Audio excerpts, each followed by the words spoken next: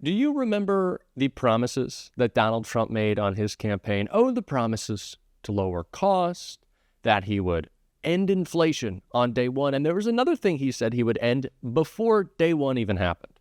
And that was the war in Ukraine. And no, Donald Trump didn't do that. Every promise made has been a promise broken, except for the ridiculous culture war ones, of course. But there's a lot of MAGA folks at home upset with those promises broken, but there's a lot of folks abroad who are as well. And one of them is President Zelensky, who confronted Donald Trump about his failures to uphold this promise, about his love for Putin that has clearly been on display to start his presidency. And Donald Trump was not happy about it. And we are going to get into all of that. But before we do, if I could quickly ask you to leave a like on this video. And if you haven't already and you enjoy our channel, to hit that subscribe button. It goes a long way.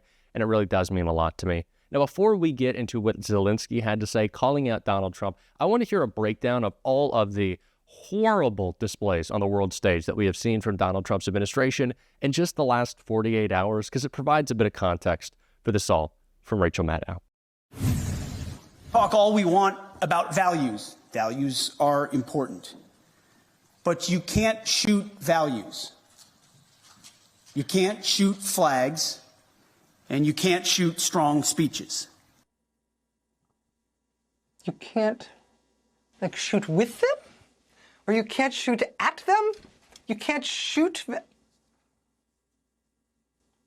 Are we sure he's not talking about, shots? You know what I mean? U.S. Secretary of Defense Pete Hegseth at a meeting of the NATO defense ministers this week. I think that was supposed to sound tough, came off a little more like something your least favorite uncle posts on Facebook next to a picture of an assault rifle and 9 empty beer cans. But Secretary Hegseth began this trip by bewildering not just our allies, but also a lot of people in Washington when he inexplicably blurted out that any peace deal in the Russia-Ukraine war would have to include Ukraine giving up its territory and abandoning its bid to join NATO. That would imply that the peace talks have already happened and Ukraine already had to give everything up. Why would they talk? We mentioned last night that Secretary Hegseth has now tried to walk those comments back, but I think it is worth you hearing exactly how he started his remarks when he was trying to take back what he said the other day. As it pertains to NATO membership not being a realistic outcome for negotiations, that's something that was stated as part of my remarks here, as part of a coordination with how we're executing these ongoing negotiations. Can you say that again? Can we diagram that sentence? That's something that was stated as part of my remarks. It's like he asked ChatGPT to come up with the most passive voice way to say, you know what, I need to take back that dumb thing I said. It's not just our allies abroad who reacted negatively to Pete Hegseth's comments. After Hegseth made those comments, the Republican chairman of the Senate Armed Services Committee, Senator Roger Wicker, responded by saying, quote, "I'd prefer we don't give away negotiating positions before we actually get started." After Hegseth then tried to take it back, walk back what he'd said and say he didn't really mean it, Senator Wicker then responded again, saying, quote, "He made a rookie mistake.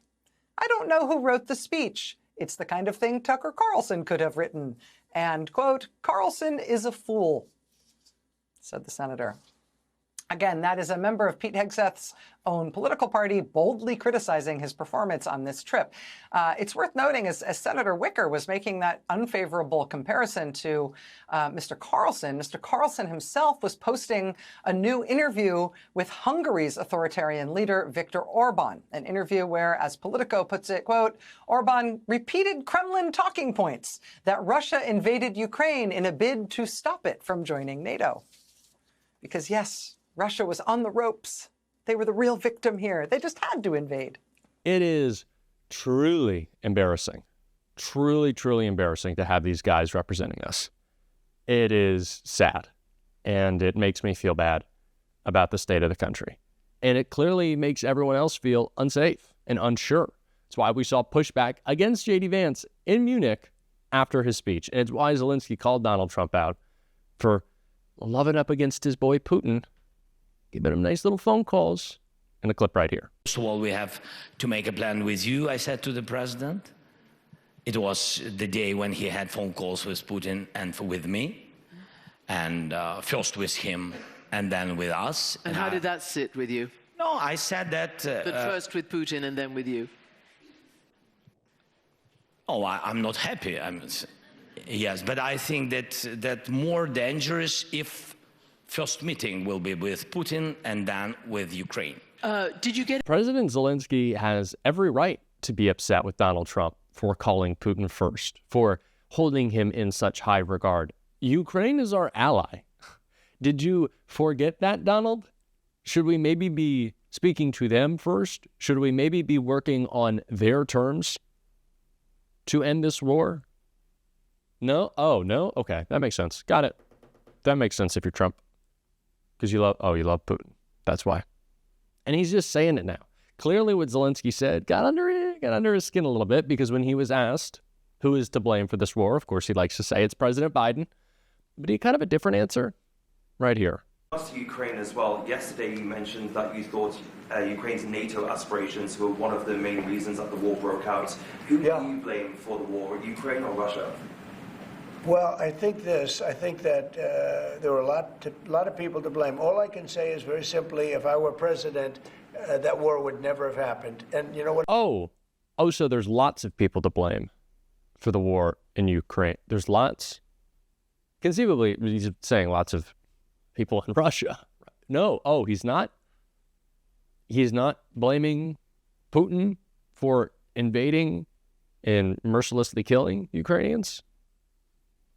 Really? He's not defending our ally? Oh, it's Donald Trump who's speaking. That's why he's not defending them. That makes sense. Never surprising, always disgusting is kind of like the Trump MO. That is our expectation, I guess, going forward. It's not a shock, but it's always sad to see that this is our president. And he's only getting worse. Truly.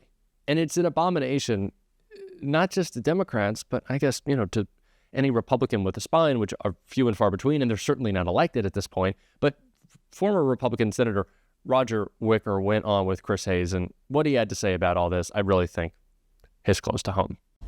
Today, America's foreign policy leaders are all over in Europe at the Munich Security Conference, where we've been seeing Donald Trump's infamous merit-based hiring play out in all its glory this week. When Pete Hegseth, the Fox News weekend morning host who promised to quit drinking when he became Secretary of Defense, read a statement that appeared to reverse basically 70 years of U.S. foreign policy. We must start by recognizing that returning to Ukraine's pre-2014 borders is an unrealistic objective. That said, the United States does not believe that NATO membership for Ukraine is a realistic outcome of a negotiated settlement. Instead, any security guarantee must be backed by capable European and non-European troops. After all hell broke loose, Hegseth was forced to make a new statement the next day. I want to be clear about something as it pertains to NATO membership not being realistic outcome for negotiations. That's something that was stated as part of my remarks here, as part of a coordination with how we're executing these ongoing negotiations, which are led by President Trump. So I'm not going to stand at this podium and declare what President Trump will do or won't do. Wait. You're there. You're the Secretary of Defense. You set a policy as the Secretary of Defense working for the president. Now you're like, no, we'll see what Trump does. This all seems to have been a bit much for the senior Republican senator who actually chairs the Armed Services Committee, who called Hegseth's original speech a rookie mistake, adding, I don't know who wrote that speech. It's the kind of thing Tucker Carlson could have written, and Carlson is a fool. And all this was before J.D. Vance attacked our European allies and Donald Trump tried to shake down Ukraine for U.S. support. John Brennan served as director of the CIA, and he joins me now. First of all, Mr. Brennan, what do you think about, Hegseth? Also, in addition to what he said about Ukraine, he basically said we're not going to be a guarantor of European security, which was the real kind of 70-year break with the kind of global NATO order. That also seems to have been walked back. J.D. Vance seems to be sending some sort of cleanup contradictory messages. What do you understand about what U.S. policy here actually is? I wish I could tell you, Chris. But it's been quite clear, I think, from ever since Hegseth's nomination was announced, that he is unqualified and lacks the experience to be the Secretary of Defense. And it was demonstrated quite visibly on the world stage in Munich. And so, again, I think it just underscores that he is way out of his league right now in terms of trying to represent the U.S. Defense Department with our foreign counterparts. But even more fundamentally, I think what we're seeing now with all of these different statements and conflicting statements, that there's a real lack of coordination within the Trump administration on these very important policies. Previously, in previous administrations, for something like the Munich Security Conference, you would have a lot of pre-event meetings, discussions, and coordination about what the policy statements are going to be. That doesn't seem to have happened here. And so therefore, I think it really is leaving a lot of our allies and partners scratching their heads about what really is the U.S. policy. And it seems to be very ad hoc, that they're making it up as they go along, and they have to reverse course and change tack or whatever. So again, it's been an embarrassment, I think, the past couple of days in terms of what U.S. officials have been doing in Munich and beyond. One thing that does seem clear, I mean, there's a few things that seem clear. One is Trump is going to have some sort of negotiation with Putin that Zelensky may or may not be involved in, or the degree to which he's involved is as yet to be determined. Maybe it's going to happen in Saudi Arabia, of all places. And it also seems, and this has been consistent, there's a lot of reporting that basically what Trump is saying to Zelensky is, you have to give us something. We are an embarrassment abroad, once again, because of Donald Trump. And I've talked about this in previous videos, that it's scary that the Trump thing isn't just embarrassing, but it's also giving dictators, authoritarians, adversaries the ability to take advantage of them, right? We have our allies who can't trust us and our adversaries who want to, I can't say that word, so I'll say screw us, knowing that Donald Trump is kind of falling apart. Or not even, like, it's not even about, like, falling apart or not, that he is so easily swayed that they can just flatter him. They know that. Kamala Harris knew it. She tried to warn us. I hate that this is the I told you so presidency, but it's what it is. Seriously. And we got to keep saying I told you so, and we got to find the best ways to say it that'll help us in the midterms. And we're going to be talking about that, of course, every single day on the show. If you want to support that, as always, you can hit that subscribe button. You can leave a like on this video. And if you stuck around to the end, you can drop a blue heart in the comments. And until next time, I'll see you soon.